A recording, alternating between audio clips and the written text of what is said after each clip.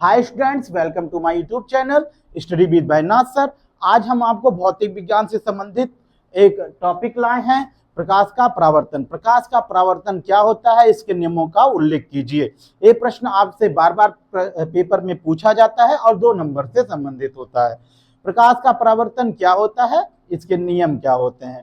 हमारे वीडियो आपको हिंदी में भी मिलेंगे और इंग्लिश में मिलेंगे। कहने का मतलब ये है कि इंग्लिश मीडियम वाले बच्चे इंग्लिश मीडियम के टॉपिक को पढ़ेंगे और हिंदी मीडियम वाले बच्चे हिंदी मीडियम के टॉपिक को पढ़ेंगे।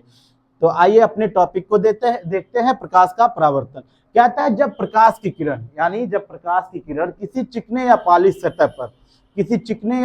सतह पर पॉलिश सतह क्या होता है, ऐसा सतह जिसका एक भाग क्या किया गया हो, कलई किया गया और दूसरे भाग को एकदम पॉलिश किया गया, मतलब शाइनिंग करता रहे, उसको क्या कहते हैं, पॉलिश सतह कहते हैं।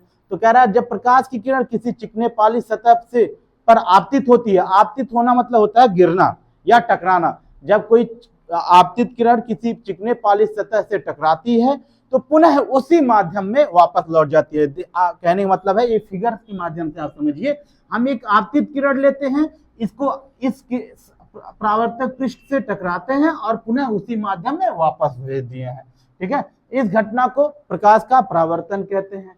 इस घटना को प्रकाश का परावर्तन कहते हैं। फिगर के माध्यम से आप समझ सकते हैं। एक किरण लिए हैं, इस गिरने वाली किरण को आपतित किरण कहते हैं, टकराने वाली किरण को आपतित किरण कहते हैं और पुनः उसी माध्यम में वापस लौट गई है किरण, उस किरण को परावर्तित किरण कहेंगे।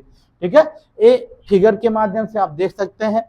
अच्छा, आपतित किरण परावर्तक पृष्ठ के जिस बिंदु पर टकराती है उस बिंदु को आपतन बिंदु कहते हैं और आपतन बिंदु पर खींचा गया लंब अभिलंब होता है। ठीक है, अभिलंब और आपतित किरण के बीच का जो कोण होता है उसको आपतन कोण कहते हैं। इसे कोण आई से प्रदर्शित करते हैं तथा परावर्तित किरण व अभिलंब के बीच के कोण को परावर्तन कोण कहते हैं। इसे कोण आर से प्रदर्शित करते हैं। ठीक है, अब परावर्तन के नियम है। परावर्तन के 2 नियम होते हैं। परावर्तन के 2 नियम कहता है कि आपतित किरण, परावर्तित किरण और आपतन बिंदु पर स्थित अभिलंब तीनों एक ही तल में स्थित होते हैं। आप देख भी सकते हैं, तीनों एक ही तल में स्थित हैं।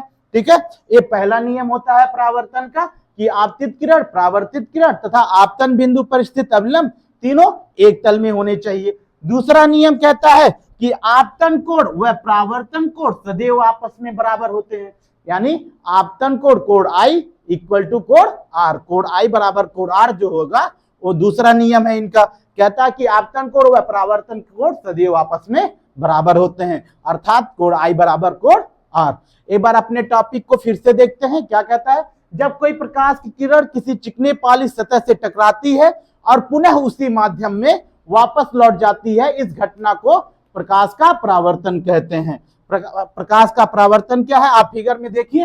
एक किरण लिए हैं, इसको आपतित कराए हैं एक पृष्ठ पर और आपतित होने के बाद पुनः उसी माध्यम में वापस लौट गई है। अच्छा, जो किरण आपतित हो रही उसको आपतित किरण कहेंगे, जो किरण आके गिर रही उसको आपतित किरण कहेंगे और उसी माध्यम में वापस जो किरण लौट रही उसको परावर्तित किरण कहेंगे। आपतित किरण परावर्तक पृष्ठ यानी ये जो पॉलिश सतह है उस पे जिस बिंदु पर टकराती है उस बिंदु को आपतन बिंदु कहते हैं और आपतन बिंदु पर खींचा गया लंब अभिलंब होगा।